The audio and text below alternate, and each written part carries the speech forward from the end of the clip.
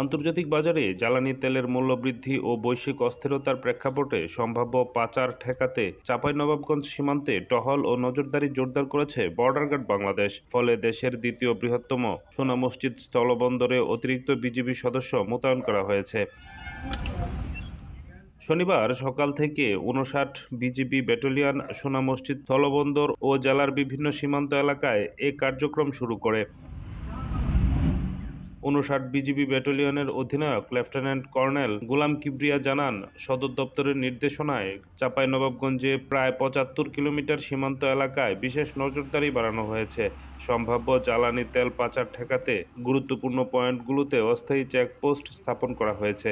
এসব চেকপোস্টে সন্দেহভাজন যানবাহন ও পণ্যবাহী মালামাল তল্লাশি করা হচ্ছে। এছাড়াও ইমিগ্রেশন চেকপোস্ট দিয়ে যাতায়াতকারী যাত্রীদেরও তল্লাশি করা হচ্ছে।